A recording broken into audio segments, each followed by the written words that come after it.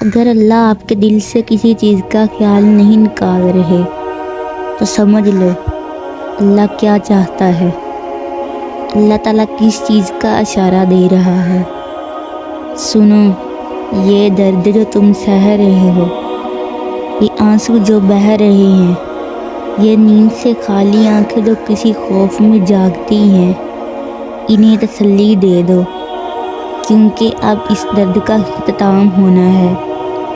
اللہ کا فرمان تو آ چکا ہے، یقیناً اس دشواری کے ساتھ آسانی بھی ہے۔ اللہ فرماتا ہے میری رحمت سے نا امید مت ہونا۔ یہ چیزیں تمہارے لیے مشکل ہیں، لیکن تمہارے اللہ کے لیے کچھ بھی مشکل نہیں ہے۔ وہ اللہ ہر چیز پر قادر ہے۔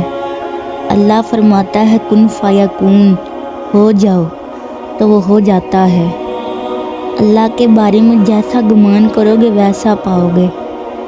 سنو، معجزے تب ہوتے ہیں جب تم نے دروازہ جو چنا ہوتا ہے وہ بند نظر آ رہا ہوتا ہے، پھر بھی تمہارے دل کو ایک اطمینان سا ہو کہ راستہ چاہے اللہ کا چنا ہو، لیکن وہ منزل تمہاری پسند کی ہی چنتا ہے۔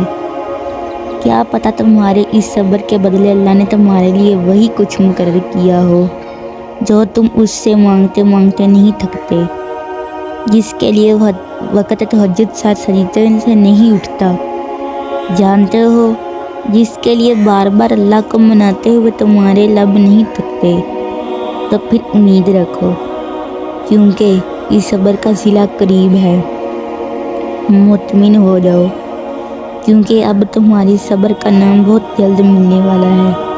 تمہارے یہ آنسو اب خوشیوں میں تبدیل ہونے والے ہیں، اور فیکون سے تمہارے لیے عرش سے معجزے اترنے والے ہیں۔ ایک دن دیکھنا، تم خود مسکراتے ہوئے کہو گے کہ اللہ نے میری دعا ایسے قبول کی ہے کہ میں نے کبھی سوچا بھی نہیں تھا۔ تم کہو گے اللہ نے معجزہ کر دیا ہے جس کا میں نے تصور بھی نہیں کیا تھا۔